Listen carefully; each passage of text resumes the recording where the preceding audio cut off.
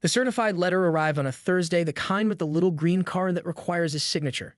Thomas Abernathy had been expecting something like this for weeks now, ever since Evelyn Hargrove had taken over as head of the Pine Creek Homeowners Association. He slid his letter opener along the edge and pulled out the crisp formal notice with its embossed letterhead. The words "violation notice" dominated the top in bold red letters. $3,000, Thomas muttered, adjusting his reading glasses, for a garden shed that's been standing for 20 years. Through his living room window, he could see Evelyn herself patrolling the cul-de-sac with her clipboard and measuring tape, her salt and pepper bob unmoved by the autumn breeze. She was speaking to Mrs. Watkins now, gesturing emphatically at the Halloween decorations that apparently violated some obscure bylaw about excessive seasonal displays. Poor Mrs. Watkins, a widow of 5 years whose grandchildren loved those decorations.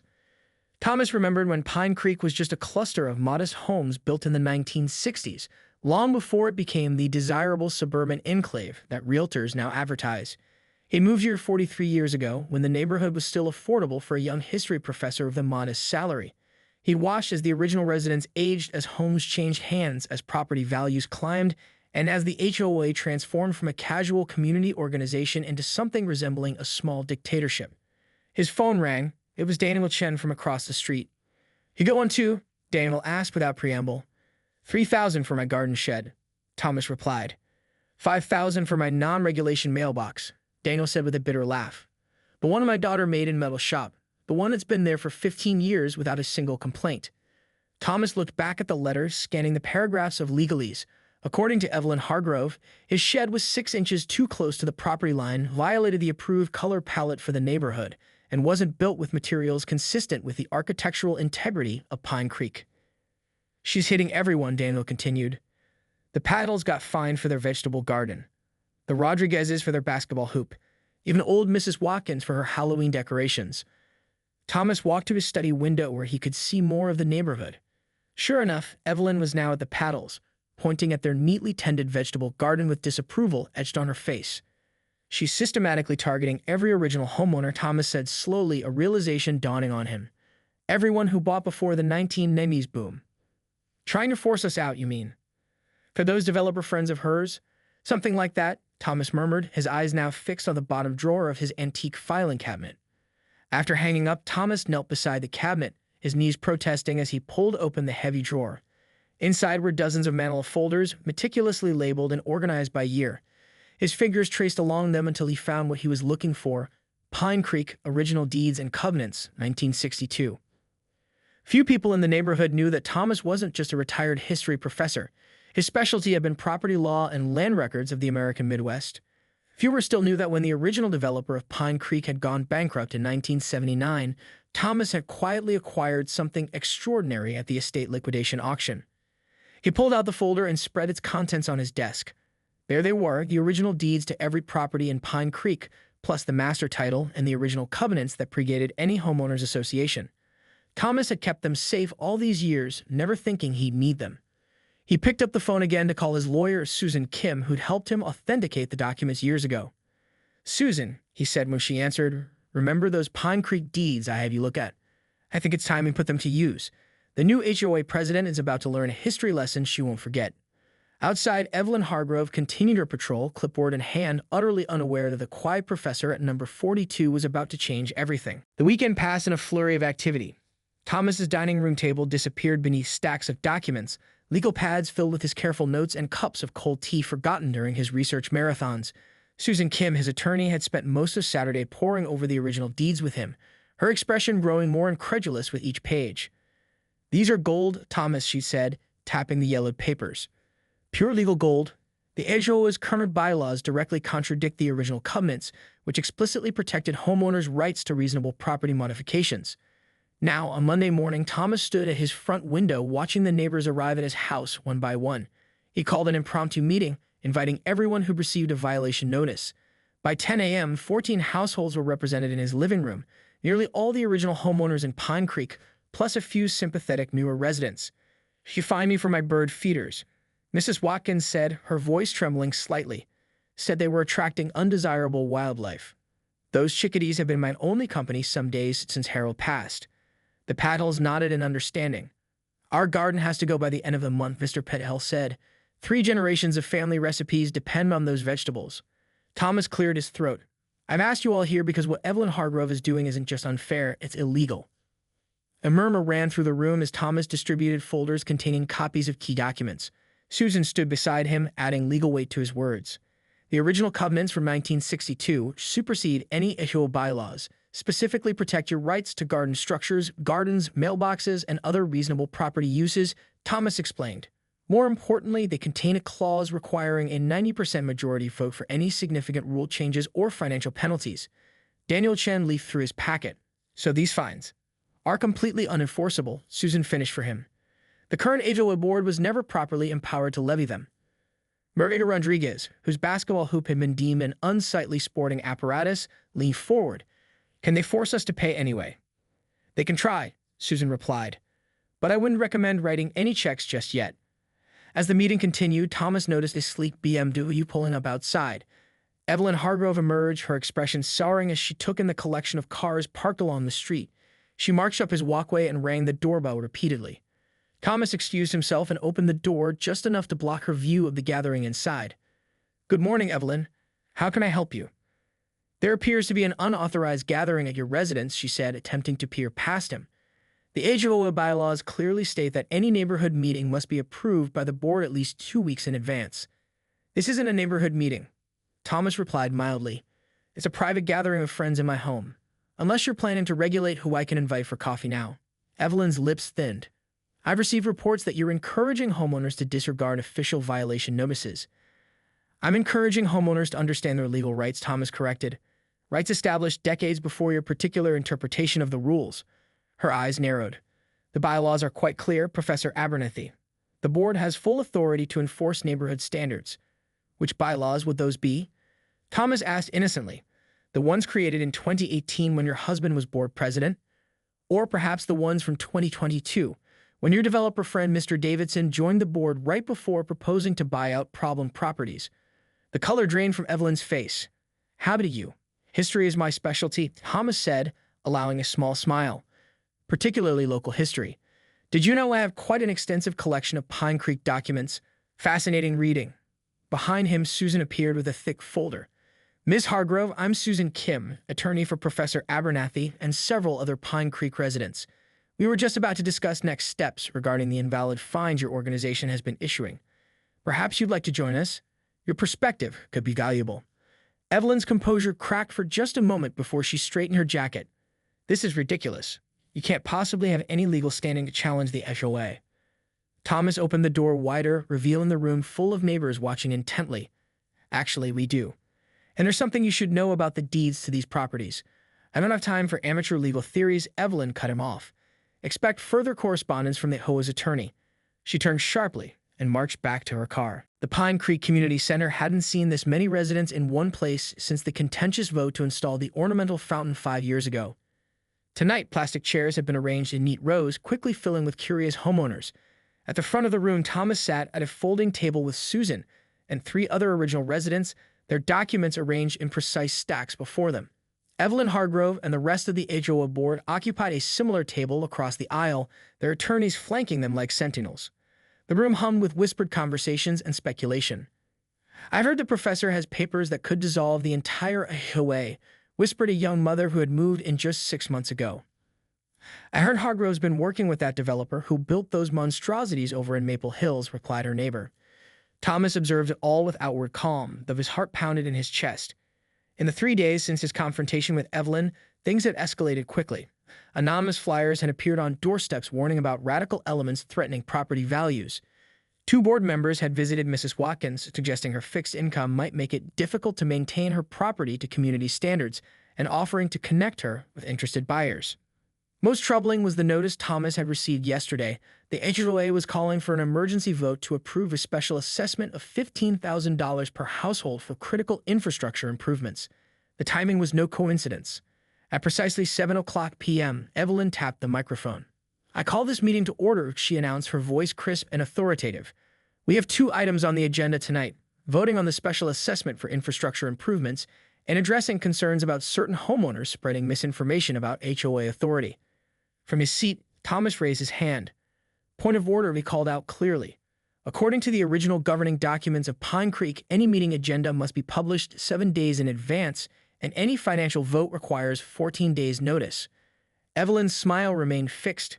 Professor Abernethy, while we appreciate your enthusiasm for rules, the current bylaws allow for emergency sessions with 48 hours' notice, which was provided. Susan stood up. Ms. Hargrove, I'm submitting into the community record the original 1962 covenants and deeds, which legally supersede any bylaws created afterward. These documents establish the procedural requirements that Mr. Abernethy referenced. She walked forward, placing a thick binder on the table in front of Evelyn. The who was attorney, a young man in an expensive suit, immediately began flipping through it, his expression growing increasingly concerned as he whispered urgently to Evelyn. Perhaps, Thomas suggested, standing to address the room, we should use this gathering for information sharing rather than voting, since proper notice requirements weren't met. I believe everyone here deserves to understand exactly how Pine Creek is governed and by whom. Before Evelyn could object, Dame Chen stood up. I second that proposal. I've lived here for 22 years and never seen the original documents. Murmurs of agreement rippled through the crowd. Thomas moved to the podium as Evelyn reluctantly stepped aside, her attorney still frantically reviewing the binder. Friends and neighbors, Thomas began, I've lived in Pine Creek for over 40 years. I've served on 3 different iterations of the homeowners board. I've seen this community grow and change. But what I've witnessed recently troubles me deeply. He gestured to the projection screen behind him, where Susan had displayed the first page of the master deed. In 1962, when these homes were built, the developer created a simple set of covenants designed to maintain the character of the neighborhood while respecting individual property rights. When that developer went bankrupt in 1979, something unusual happened. Thomas clicked to the next slide, showing a property auction notice. The company's assets were liquidated, including all the original documentation related to Pine Creek. As a professor researching property law, I attended that auction and acquired the original master deed and individual property deeds for historical preservation. A buzz of conversation filled the room. What I discovered, Thomas continued, was that the transfer of common areas to the HOA was never properly executed. Moreover, the original covenants contained specific language limiting the power of any future homeowners association. The HOA's attorney stood up abruptly. Mr. Abernethy, these documents would have needed to be registered with the county to remain valid. They were, Susan interjected smoothly, advancing to a slide showing the county recording stamps, and they've remained valid for over 6 years. The following week brought a flurry of activity to Pine Creek that had nothing to do with gardening violations or shed dimensions. Thomas's dining room had transformed into an impromptu war room, with neighbors coming and going at all hours. Susan had taken a temporary leave from her law practice to handle the legal complexities of restructuring the HOA. The county recorder was absolutely fascinated by our documents, Susan reported, setting down her briefcase on Thomas's cluttered table. Apparently, this is the first time in the county's history that original covenants have been used to invalidate decades of HOA actions. Thomas poured her a cup of tea. Outside his window, he could see a group of neighbors removing the violation tags that had been placed on Mrs. Watkins' Halloween decorations. Someone had even added more pumpkins and a friendly-looking scarecrow. Any word from Evelyn or Davidson? Thomas asked. Susan smiled. Davidson's company issued a press release announcing they're reconsidering their investment strategy in the area. As for Evelyn, she pulled out a letter. This just came by courier. She's resigning from the board effective immediately. Claims it's for personal reasons. Thomas wasn't surprised. The day after the community meeting, local news outlets had picked up the story. Piro with the SSR uses history to save neighborhood, read one headline. Hevel of a conspiracy exposed, declared another. The most damaging was the investigative piece that revealed how Evelyn's husband's architectural firm had contracts with Davidson's development company dating back 3 years. The interim board is meeting tonight, Thomas said, checking his watch. We should head over soon. After the dramatic community meeting, a temporary board had been elected to serve until proper elections could be held under the original covenant rules. Thomas had firmly declined nomination despite numerous requests. My job was to find the truth, not run things, he'd explained. Besides, I'm much better with old papers than with people. When they arrived at the community center that evening, the atmosphere couldn't have been more different from the previous meeting. Children played in the back of the room while their parents arranged chairs in a casual circle rather than formal rows. Daniel Chen was setting up a refreshment table with contributions from many households, including Mrs. Patel's famous samosas. The interim board, a diverse group of 5 residents representing both original and newer homeowners, called the meeting to order without fanfare. First item, announced Maria Rodriguez, who had been elected interim chair, is reviewing the proposed new bylaws, which Susan and her team have drafted based on the original covenants. Susan distributed folders to everyone present. The key differences are highlighted in yellow. Essentially, we preserve the spirit of the original covenants while updating language for current times. Architectural controls remain in place to maintain neighborhood character, but with clear, reasonable standards and an appeals process. And fines, someone called out. Limited to serious violations that impact safety or property values, capped at reasonable amounts and only after multiple notices and opportunities to address issues, Susan explained. No more $3,000 penalties for garden sheds. The discussion continued for over an hour, with thoughtful questions and suggestions from longtime and new residents alike. Thomas watched with quiet satisfaction, speaking only when asked specific questions about historical precedents. As the meeting was wrapping up, the community center door opened and Jeffrey Davidson walked in. The room fell silent. "Mr. Davidson," Maria acknowledged coolly. "This is a neighborhood meeting." Davidson raised his hands in a gesture of peace. "I'm aware. I'd like to address the community, if I may." After a brief consultation among board members, he was given 5 minutes. Davidson approached the center of the circle, looking less polished than usual. "I owe everyone here an apology," he began, surprising Thomas and the others. "What started as a legitimate business opportunity evolved into something I'm not proud of." He explained that his original plan had been to purchase a few properties for upscale redevelopment, a common practice in appreciating neighborhoods. But when met with resistance from established residents, he formed an alliance with Evelyn and her husband to apply pressure through HOA mechanisms. 1 year later, on a perfect autumn Saturday, Thomas stood in the center of Abernethy Commons, marveling at the transformation. What had once been an unused patch of grass with a faded Pine Creek Estates sign was now a vibrant community space. Garden plots bursting with fall vegetables and late-season flowers formed a colorful patchwork around the perimeter. Children played on modestly sized equipment that somehow managed to blend with the landscape rather than dominate it. At the center, a small pavilion housed a community bulletin board and the increasingly popular Little Free Library. "Admiring your kingdom, Professor?" Daniel Chen asked, approaching with 2 cups of cider from the refreshment table. "Hard in my kingdom," Thomas replied, accepting the cup. "Though I admit, it's turned out better than I imagined." They were gathering for Pine Creek's first annual Fall Festival, an event that would have been impossible under the old HOA regime with its restrictions on excessive gatherings and non-standard temporary structures. Now canopies and tables dotted the commons, with residents of all ages sharing food, conversation, and community. "Have you seen today's real estate section?" Daniel asked, pulling a folded newspaper from his pocket. Thomas scanned the article. Daniel pointed out Pine Creek, the neighborhood that fought back and won. The piece detailed how property values had actually increased over the past year, despite or perhaps because of the more reasonable HOA approach. "Turns out people value community over conformity," Thomas observed. Speaking of conformity, Daniel nodded toward the street where a familiar figure was approaching. Evelyn Hargrove, looking somewhat less polished than in her HOA president days, walked hesitantly toward the gathering. She hadn't been seen in the neighborhood for months, having sold her house shortly after the scandal broke. Rumors had circulated about her divorce and her husband's architectural firm losing clients after the ethics investigation. Conversations quieted as she made her way to where Thomas and Daniel stood. "Professor Abernethy," she said, her voice lacking its former imperious tone. "I wasn't sure I'd be welcome." Thomas considered her for a moment. "Everyone's welcome at a community event, Mrs. Hargrove. That's rather the point." She nodded, looking around the transformed commons. "I drove by last week and saw the sign. Abernethy Commons, it's fitting." An awkward silence fell until Mrs. Watkins approached, carrying a plate of her famous pumpkin cookies. "Evelyn, what a surprise," she said, offering the plate. "Cookie. My grandchildren made them with me yesterday." A simple kindness seemed to crack something in Evelyn's carefully maintained facade. "I owe you an apology, Margaret. You and everyone here." Mrs. Watkins shrugged. "Water under the bridge. Besides, if you hadn't been so dreadful, we might never have discovered Thomas's deeds or created all of this." She gestured to the commons. "Sometimes the worst intentions lead to the best outcomes." Evelyn managed a small smile before turning back to Thomas.